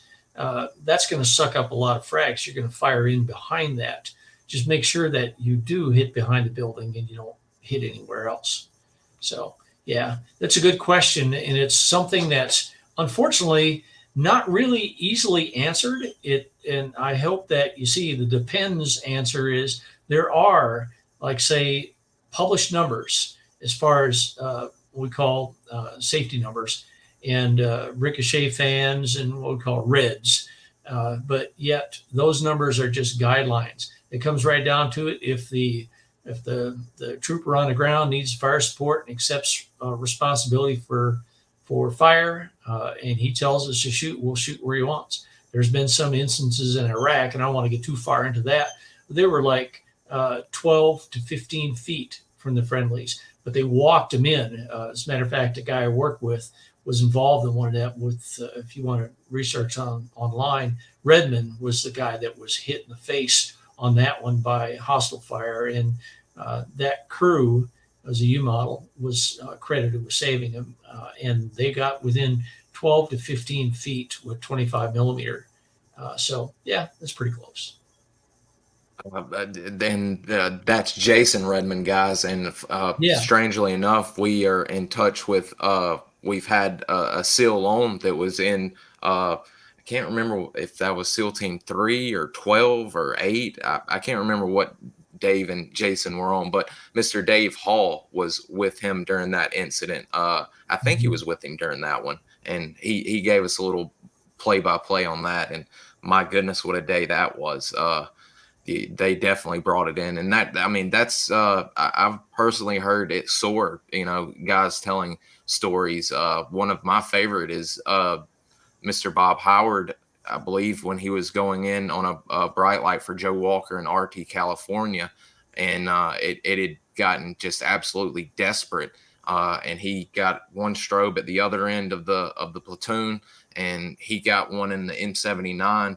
And since he was a little bit taller, he held it up and just told him to work the area.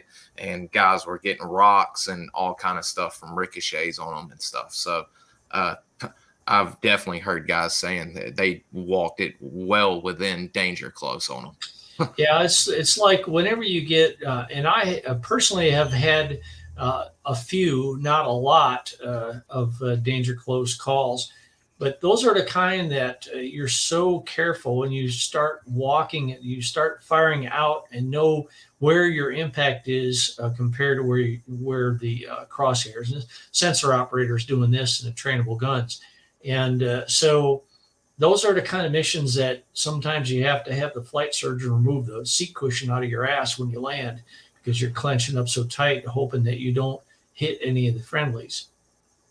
Yeah. Pucker factor. That pucker factor gets real intense. Yeah, And guys, that's the there worst thing we could ever do is shoot a friendly. It's just sacrilege in the gunship community. and we won't get into it again today, like we said, but there is It's some happened. extremely close calls, and there is an incident where it did, and we'll Yeah, cover we do that the on. Panama mission. I'll talk about that Yeah, on the next one. it's How amazing. extensive was parachute training? If you had to bail out, what was protocol after jumping once you hit the ground? Well, everybody went through survival school, uh, which really was rudimentary parachute training. Now, Bill Patterson, who I talked about earlier, the guy that had the problem clipping his chute on, he was a sport diver, so he knew kind of what to expect. And some people did that on their own, but generally, you went through survival training, which they would do a parasail. They would tow you up, and then you would land typically in the water, and then you go through all your procedures, getting a raft, just standard stuff. What was the protocol once you arrived or once you landed? Well, there was the usual, and it was always pre-brief prior to what your call sign was. You always had a SAR identifier. So, like say, and it was just alphabetical. Like the pilot in command would be A. So it'd be okay. It would say Specter 01 Alpha. Specter 01 Alpha. So now the rescue force knew who that was because they'd have the name. They wouldn't give their name. And it'd go all the way through like Specter 01, whatever alphabet you run out with. So that's what the protocol was. As soon as you hit the ground, you were supposed to key or turn on your radio. And if your first one didn't work, your second one better work. So that's why they had two radios. And they had usually spare batteries on each one of them because they didn't know how long you're going to be out there. So you come up on beacon first for 30 seconds. You come off beacon, and then you call out your call sign identifier, and then you would put the radio away for a bit. And see, the thing is, the beacon, the North Vietnamese figured out. And I'm talking about protocol when I was flying. There was different protocols as far as radios go because the North figured out really quick that when they beacon was going off, that would draw in rescue forces. So they would typically go out there, and as soon as if they shot down an airplane, they would have a captured radio, and usually a Prick 90, and they would squawk right away. They turn on the beacon, hoping that things would rescue helicopters would respond. So that was a fairly common tactic that they used. So the exact procedures were kind of changed from time to time because the U.S. was cognizant of that too, and saying, well, here's what we're going to do. And each crew kind of had their own, but it all had to work through the ARRS network. They had to know what to expect. And fortunately, they were very good at what they did. And those guys were very, how can I say, again, another group that needed wheelbarrow to carry their balls because they went into some really hairy situations to get people out of hairy situations. I hope that answers your question. Oh yeah, that was great. Another good one by David. Did the rear left searchlight have an ultraviolet capability and support the FLIR IR system to acquire targets at night? The rear left searchlight, yes, the 2 kilowatt light on the later models. Nobody wanted to use that big 40 kilowatt light out there. It was like a big beacon. But even though it had an IR capability or it had a filter on it, you could still see it. But it just wasn't it light a 2x4 on fire if you held it front, the 40 kilowatt. The 2 kilowatt was enough for that, but it didn't put IR. It was for the low light level television. So the 2 kilowatt light had a movable gimbal, upright, aft, forward and aft, and it would track along the bore sight or where the low light level television was working. And it had both overt and covert modes. So we would use the covert mode during combat. So it was not really detectable, but an IR missile would detect it because it was a heat source. And we actually had one aircraft that was flying a day mission, of all things, during the Battle of An Loc, and took a SA-7 in the side of the fuselage. They were trying to get it captured on tape, and that's in the book too. It was kind of I won't say funny, but it was like, wow, how did this happen? They wanted to get a picture or moving video of this missile coming at them because, again, Intel wasn't really believing that they were seeing these missiles. They go, oh yeah, we'll prove it. We'll record one on video. So, well, the light was on. It was daylight. Light was on because, as the operator said, it was in a checklist, so we turned it on. So it wasn't needed.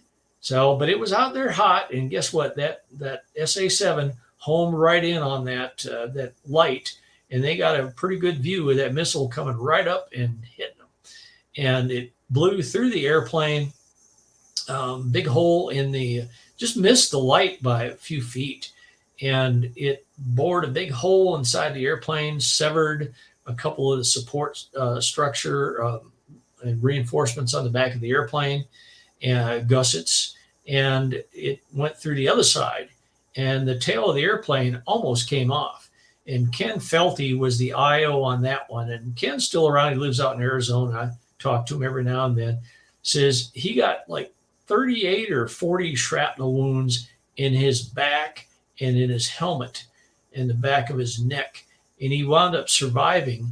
And he says the only reason why I survived because my head was, like in that picture before, outside the ramp like that. So most of the fragments inside the airplane hit him on the back and the neck, and he was more or less, most of his body was hanging out over the airplane. So yeah, pretty wild stuff there. The 2 kilowatt light, we used it a lot in training to scare the bejesus out of people, because especially when we're blacked out there and we turn that light on, it's an eerie kind of a light. Yeah, there you go. That's actually a nod. Oh, that's actually a nod. That's early one. That's Dave Burns off on the left there, and that's Steve Foster on the right, if I remember right. And that's the AF nod, what they filmed the before the video recorder was installed. You can see the 20 millimeter gun all the way there forward, just on the other side of Dave. Yeah, that's 20 millimeter gun. So this is an early model before, this is the plain Jane model. So, but the 2K light, 2 kilowatt light was very similar to that. It was about that same size, and it put out that bright light. And we were flying at 5,000-6,000 feet and put down this big beam of light. And it had quite, especially when you're out there doing training and you're saying, one of the things we do when we ID a target, very first thing we do when we're working a ground party is locate the ground party. Okay, here's the ground party. So you lock down one sensor on the ground party, you take the other sensor, send them out to their target, and you measure the distance between the two to ensure that you're outside of the safety parameters, outside of reds. So sometimes the 2 kilowatt light would be on and you'd shine it right on their friendlies, and they didn't like that shit.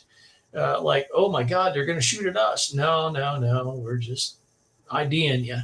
And that was something that they did in Vietnam, actually, too. They had what they call the green weenie, which was a green laser that they had hooked to or on the slave gimbal of the television. And that's how they scared people off the guns. And we actually have some airplanes that are running that right now. We used it in Afghanistan. So if you didn't want to necessarily engage the target, but you wanted to make sure that they weren't going to engage you, you hit them with that green laser, and they think like, oh my God, they've made us, and they bail off the gun, and they're out of the picture for the time that you need. If they come back, then we'll shoot them. Wow, the green weenie, I like that. That's pretty good. Wow, I believe we've gotten to the end of our questions right at the 2 hour mark. Is is there anything else? I believe we've really covered enough. I don't want to give away everything. There's such good reading in there. I did have one question before and I just thought of this from a note. Prometheus, um, Mr. Robert Castillo, Bob Castillo of CCN, his father was a gun. I'm not sure if he was a 119 or a Yeah, 130 Benny the pilot. Bean. Yeah, we call him Oh, Benny the Bean. Yeah. okay, okay.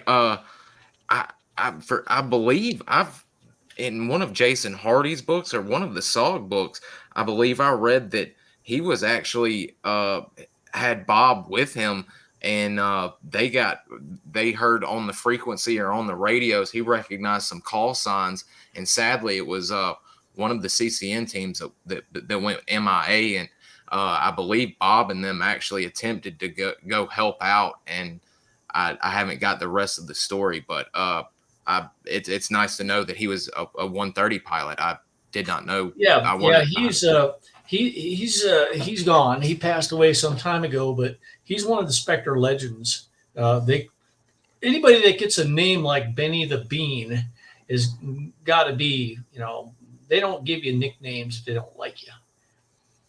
Wow, two sons in pioneering positions, or two sons, a father and son, I should say, Mhm. in two heavy duty roles. That's another interesting tidbit that came out of that book that I didn't put together till fairly recently. Well, Wow. like I always say, the soft world, and this includes Army, Navy, Air Force. Uh, we're a bunch of inbreeds. Everybody knows that. Everybody, once you get in it, you stay in it. And it's such a small community overall compared to the rest of the military that, hey, you're in it. I've been doing it for 45 years now.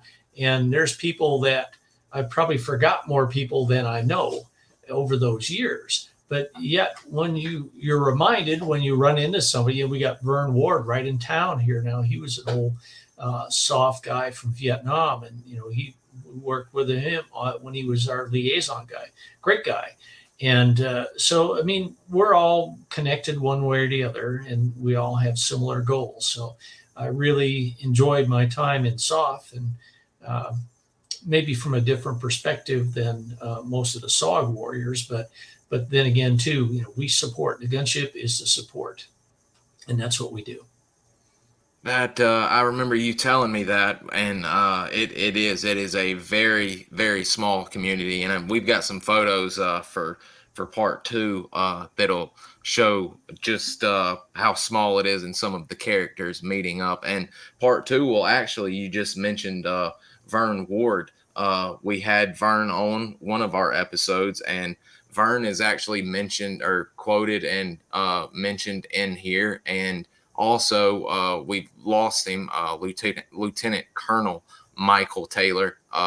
He was a SOG CCS recon man and CCN recon man, as well as an NKP Covey. But he is also mentioned in part two at uh, a very important battle that we actually spoke about offline that could have greatly endangered the entire Middle East and probably the world had they not gotten it under control. But it the community is Mhm. very small. But if you have anything else you'd like to add, you can go ahead. But I believe we've covered a lot tonight.